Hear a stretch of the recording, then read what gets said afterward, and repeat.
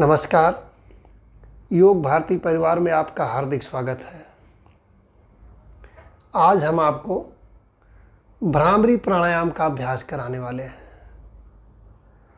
भ्रामरी भ्रमर शब्द से बना है, जैसे भंवरे गुंजार करते हैं या मधुमक्खी की आवाज़ होती है, उस प्रकार की आवाज़ हम अपने नाक से निकालते हैं, इसलिए इसे भ्रमर के समान आवाज़ निकालने का भ्रामरी प्राणायाम इसका नाम रखा गया है। यह प्राणायाम वैसे तो आध्यात्मिक प्रयोजनों के लिए प्रातःकाल ब्राह्म मुहूर्त में या रात्रि में अंधेरा होने के बाद, जिस समय वातावरण में शोरगुल कम होता है, नीरवता होती है, उस समय करना अधिक लाभकारी माना गया है। लेकिन योगाभ्यास के सत्र के बाद या दिन में किसी भी समय आप इसका अभ्यास कर सकते हैं। यह नियम नादानुसंधान के लिए है। सामान्य साधक अपने शारीरिक मानसिक तनाव को मिटाने के लिए, मस्तिष्क को सक्रिय करने के लिए इसका कभी भी अभ्यास कर सकते हैं।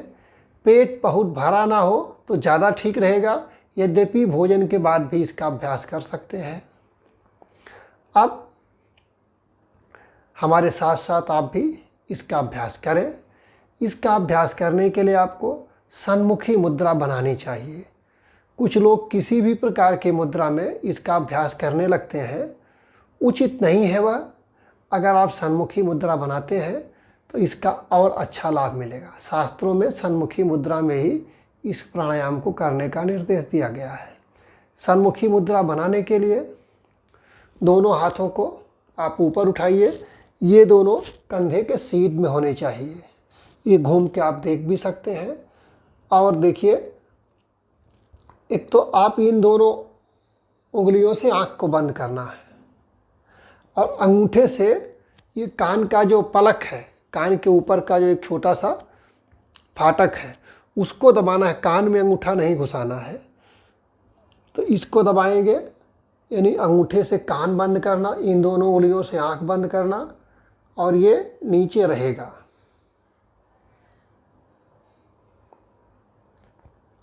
अब एक बार आप देख लेंगे कि हाथ आपका ऊपर नीचे सही है कि नहीं।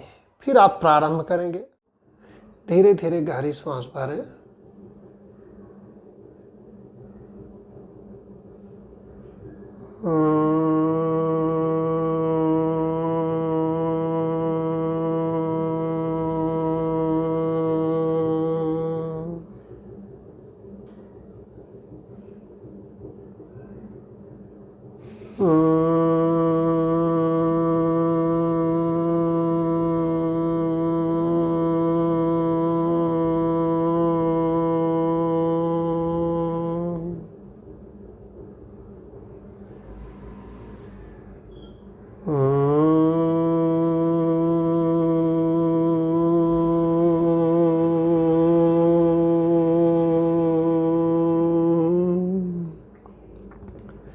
इसी तरीके से 5 से 10 बार आपको धीरे धीरे श्वास भरना है और धीरे धीरे श्वास को निकालना है।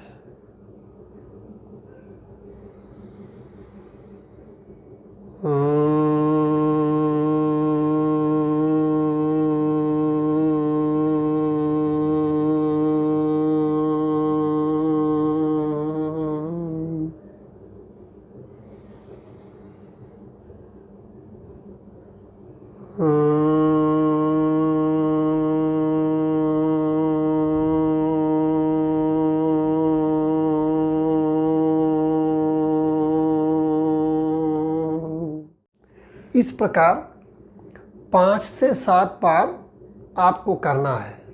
धीरे धीरे गहरी श्वास भरना है और नाक से श्वास निकालना है मकार के उच्चारण के साथ। श्वास निकालते समय सिर को नहीं झुकाना, चेस्ट को डाउन नहीं करना। ये चेस्ट ओपन रहेगा। जब भी श्वास निकलेगा पेट भीतर जाएगा। आप प्रारंभ में 5 से 10 बार इसको कर सकते हैं। बाद में इसकी समय सीमा बढ़ाई जा सकती है। आवश्यकता के अनुसार आपके शारीरिक क्षमता और बीमारी के अनुसार इसका 10-15 मिनट से लेकर के 30 मिनट तक भी अभ्यास किया जाता है। लेकिन इतना लंबा अभ्यास करने के लिए किसी योगाचार्य का परामर्श आवश्यक होता है। हाँ, 10 मिनट तक तो आप आराम से कर सकते हैं। जिनके कान में कोई दिक्कत हो, कान का पर्दा फटा हो, कान बहता हो, कान से मवाद आती हो, उन्हें इस प्राणायाम का अभ्यास नहीं करना चाहिए। उनके लिए प्राणायाम वर्जित है। तंत्रिका तंत्र से संबंधित कुछ ऐसी बीमारियां हैं, बहुत गिनी चुनी, जिन अवस्थाओं में इसका अभ्यास नहीं किया जा सकता।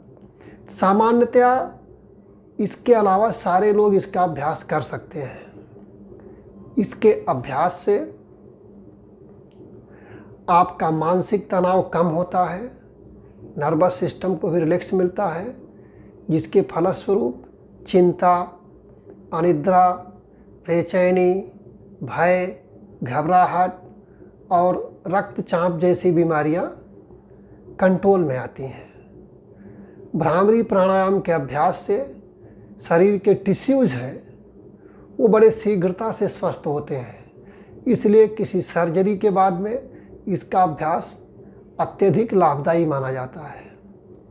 इससे वाणी में सुधार होता है, स्वर भी मधुर होता है और गले से संबंधित तमाम प्रकार की बीमारियां दूर होती हैं। इसलिए यह लाभदायी प्राणायाम आप अवश्य करें। इसी के साथ हम विदा लेते हैं। फिर मिलेंगे किसी दूसरे विषय के साथ। तब तक के लिए नमस्कार, हरि ओम।